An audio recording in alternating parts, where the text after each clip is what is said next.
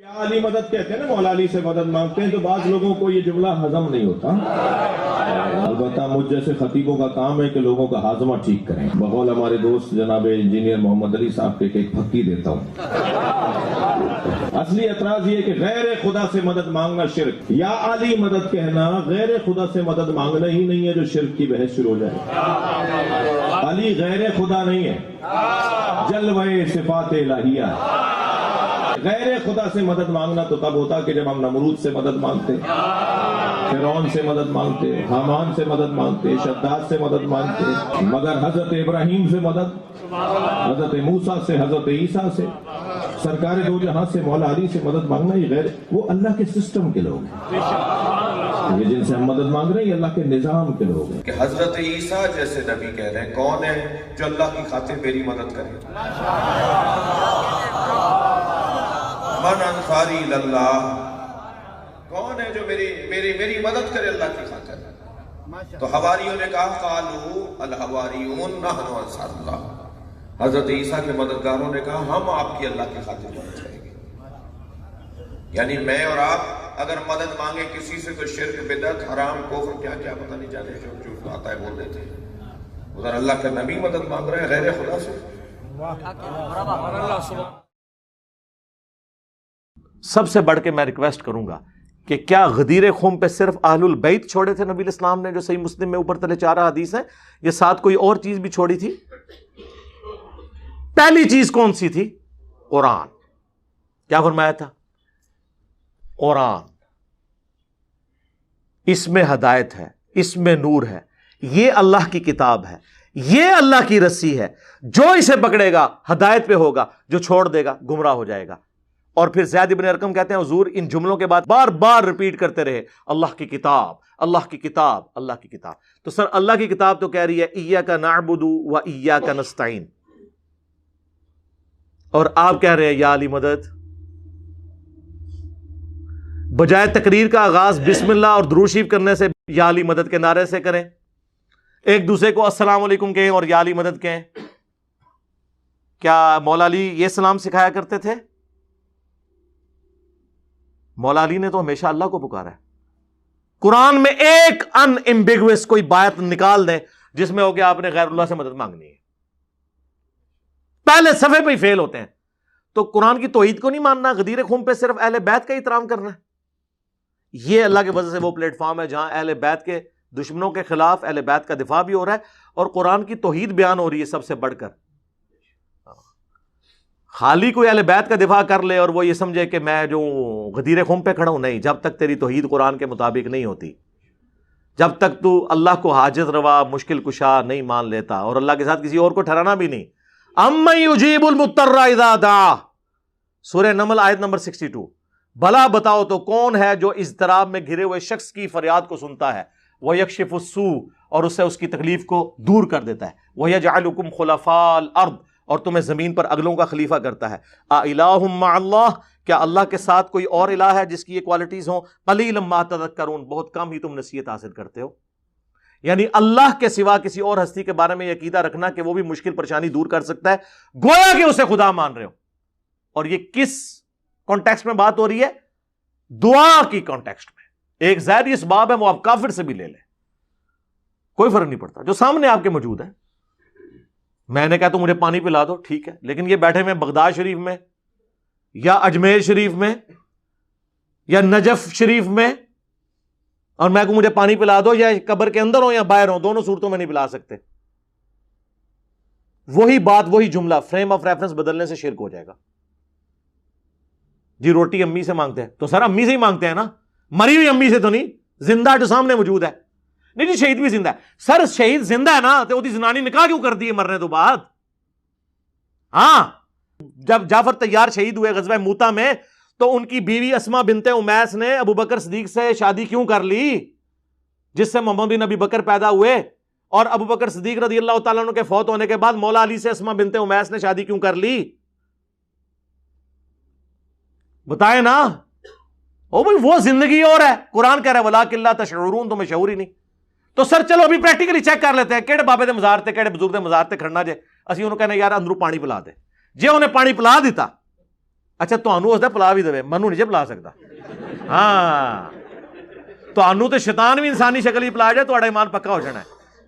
ہاں منو تو پلان لگا میں ایک بار پڑھنا لا حول ولا قوت الا باللہ، نال ہی چیک مارے گا تو جناب ڈیلیٹ ہو جائے گا اتوں. تانوں اس دا پلا بھی دے، یہ ذہن ہے لا حول ولا قوت الا باللہ دا وظیفہ ذہن میں رکھنا ہے. اللہ کا نیک بندہ یہ سن کے نہیں بھاگتا. آپ 10 دفعہ پڑھیں میں نہیں بھاگتا، پڑھو. لیکن اگر شیطان ہوگا جن ہوگا تو بھاگ جائے گا. چیک بھی کر لو، میں نہیں نسدا. انہوں نے بابے چیک کرو قبر تو نکل کے تانوں پلانٹ پانی، پھر مننا گے ہاں جی کوئی کر سکتا ہے. بھائی بارش کون برساتا ہے؟ ڈیوٹی کس کی ہے؟ فرشتوں کی. تو بارش کس سے مانگی جاتی ہے؟ فرشتوں سے یا اللہ سے؟ اور جن کی ڈیوٹیاں لگی ہوئی ہیں ان سے بھی آپ مانگیں گے نا تو آپ مشرک ہیں. اور میں آپ کو بہت بڑی بات کر رہا ہوں، اسی پہ کنکلوڈ کرتا ہوں. اس وقت اس پلانٹ ارتھ پہ یا اس یونیورس کے اس حصے میں ہماری یہ جو سولر سسٹم ہے، اگر مشکل کشا دیکھا جائے نا، کوئی پیغمبر، کوئی فرشتہ، کوئی جن اتنا بڑا مشکل کشا نہیں ہے جتنا بڑا مشکل کشا سورج ہے. فرشتوں کی تو ڈیوٹی ہے نا، ایک تو زیادہ ڈیوٹی نہیں نماندے. سورج کیا کہہ رہا ہے سنیں پھر. سورج کی تپش سے سمندروں کا پانی ایویپریٹ ہوتا ہے. سورج کی وجہ سے دنیا پہ ہوائیں چلتی ہیں. وہ ہوائیں اس پانی کو گلیشیئرز کی فارم میں سٹور کرتی ہیں جا کے پہاڑوں کے اوپر. بارش برستی ہے. اسی سورج کی روشنی سے، اس کی تپش کی وجہ سے وہ گلیشیئر پگھلتے ہیں اور وہاں سے دریا چلتے ہیں، جس سے پوری دنیا کا نظام چل رہا ہے. پانی ختم ہو جائے دنیا ختم، کوئی کھیتی نہیں اگا سکتے، بندے نہیں زندہ رہ سکتے. وہ دریا زمین کے نیچے بھی چلتے ہیں، زمین کے اوپر بھی. اور اسی سورج کی روشنی سے فوٹو سنتھسس کے ذریعے جتنے بھی آپ کے نباتات ہیں، پلانٹس ہیں، وہ اپنی خوراک تیار کرتے ہیں. پانی بھی سورج کی وجہ سے ان کو مل رہا ہے زمین سے، اور پتوں میں جو ان کی اپنی پوری خوراک تیار ہو رہی ہے وہ بھی سورج کی روشنی کی وجہ سے. سورج سے بڑا اگر کوئی مشکل کشا کسی کو پتا ہے نا مخلوقات میں، مجھے بتا دے. کوئی جن، کوئی فرشتہ، کوئی پیغمبر، کوئی بابا اپنی زندگی میں یا زندگی کے بعد، یعنی جس وقت وہ کر بھی سکتا تھا کوئی مدد، اس وقت بھی سورج جتنا کوئی مشکل کشا نہیں تھا. تو آج تک ہم نے کہا المدد یا سورج نظر کرم فرمائیے، تھوڑی دیر کے لیے بادلوں میں چھپ جائیے، گرمی لگ رہی ہے. المدد یا سورج مشکل کشا مدد فرمائیے، ٹھنڈ بہت ہو گئی ہے. ٹھیک ہے، اور باہر تشریف لے آئیے بادلوں سے، اپنا گھونگھٹ اٹھا دیجئے. سر اگر سورج نو نہیں پکار سکتے تو بابے تے شاہی کوئی نہیں ہے. تو آڈے بابے صرف بوٹیاں پون سکتے ہیں سورج اگے، آپ پونو نا ساہ نال. ہاں بابے کی شان ہے. لیکن کبھی ہمیں وہم بھی ہے، کسی مسلمان سنی شیعہ سے پوچھ لیں کہ یار کہہ سکتے ہیں المدد یا سورج؟ ہو کہے گا توبہ توبہ توبہ توبہ توبہ، مخلوق ہے. کو جی مخلوق ہے پر اللہ نے ڈیوٹیاں بڑھنی ہیں نا، اللہ نے سورج دی ڈیوٹی لائی ہے. نہیں تے بابے دی تے ڈیوٹی بھی کوئی نہیں لگی ہوئی. ماما مامو پارٹی، ایک مامو نو گالاں کڈنے والی پارٹی تے ایک مامو دا دفاع کرنے والی، دو پارٹیاں گمراہ.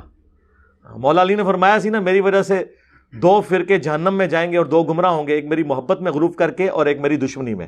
یہ صحیح سند سے ہے، فضائل صحابہ احمد بن حنبل کی کتاب. وہ الحمدللہ 2000 احادیث اور آثار پہ وہ کتاب ہے، اردو میں ٹرانسلیٹ ہو کے آ گئی، ہمارے اسٹال پہ لگی ہوئی ہے. نو پروفٹ نو لاس پہ ہم دے رہے ہیں، جس کو شوق ہے وہ لے. یہ اس میں روایت موجود ہے. ناصبی اور رافضی دونوں سے بشارتاں نے اللہ کے فضل نال جہنم دیاں. ہاں تو میں نال ہو کے تکے مارنے نے تانوں. ہاں ایتھے تو میں تانوں کچھ نہیں کہندا، اوتھے نہیں جی چھڈنا. جڑے بندے رافضی نے یا ناصبی نے نا، جدوں فیصلہ ہونا نال ہو کے تکا مارنا ہے، کیونکہ یہ لوگ خود نہیں گمراہ ہوئے، انہوں نے ہزاروں لاکھوں لوگوں کو جہنم میں جانے کے اسباب پیدا کیے. یہ پیشواں ہیں گمراہیوں کے. ہاں اس لیے ان کی کوئی معافی نہیں ہے. پہلا اشکال یا دھوکہ یا ایمبیگوٹی وہ یہ دیتے ہیں کہ جی قرآن میں آیا ہے یا ایھا الذین آمنوا استعینوا بالصبر والصلاۃ، اے اہل ایمان مدد چاہو صبر اور نماز کے ذریعے. اور یہ پڑھتے آدھی آیتی ہیں، آگے نہیں پڑھتے کیا لکھا ہوا ہے. اور کہتے ہیں اس سے ثابت ہوا کہ صبر اور نماز تو غیر اللہ ہے، تو آپ غیر اللہ سے مدد مانگ سکتے ہیں. تو ہم کہتے ہیں میرے بھائی یہ تو آپ نے خود بھی کبھی نہیں مانگی. کبھی آپ نے کہا المدد یا نماز میری مدد فرمائیے، میری حاجت گیری کیجیے، یا صبر میری مدد فرمائیے. وہ خود ہی سوچ میں پڑ جاتے ہیں واقعی ہم نے تو یہ کبھی نہیں کہا. تو سر یہ آیت پوری پڑھے، ان اللہ مع الصابرین، اللہ بے شک صبر کرنے والوں کے ساتھ ہے. یعنی صبر اور نماز وہ اعمال ہیں جو وسیلے کے طور پر اللہ تک پہنچنے کا ذریعہ ہے، مدد اللہ ہی سے مانگنی ہے. یہ تو ہماری دلیل ہے. صحیح بخاری میں نبی علیہ السلام نے جو ایک وظیفہ کیا کرتے تھے وہ رپورٹ کیا ابن عباس نے. وہ کہتے ہیں کہ ابراہیم علیہ السلام کو جب آگ میں ڈالنے لگے تھے نا، ابراہیم علیہ السلام بہت غیرت مند تھے توحید کے معاملے میں، تو انہوں نے اس وقت پکارا تھا حسبنا اللہ ونعم الوکیل، ہم نے اللہ ہی پر بھروسہ کیا، وہی بہتر کارساز ہے. اور ابن عباس کہتے ہیں تمہارے جد امجد ابراہیم بھی یہی کہا کرتے تھے، اور تمہارے نبی پہ بھی جب مشکل وقت آتا تھا وہ بھی یہی کہتے تھے حسبنا اللہ ونعم الوکیل. سر پورے قرآن میں انبیاء کی دعائیں ہیں کہ اس میں باب بزرگ کچھ بھی نہیں ہے، اور نہ کہیں تعلیم کیا گیا ہمیں کہ بابوں کو ڈال کے، انبیاء کی تعلیمات تو ہمیں سمجھانے کے لیے تھی، ایسا بھی نہیں. جامعہ ترمذی میں ایک حدیث ہے، اس کی صحیح سند المستدرک للحاکم میں ہے اور سنن نسائی الکبریٰ میں، کہ نبی صلی اللہ علیہ وآلہ وسلم ہر مصیبت اور پریشانی میں کہا کرتے تھے یا حی یا قیوم برحمتک استغیث، اے خود سے زندہ ہر چیز کو تھامنے والے میں تیری رحمت کے ساتھ تیری مدد کا سوال کرتا ہوں.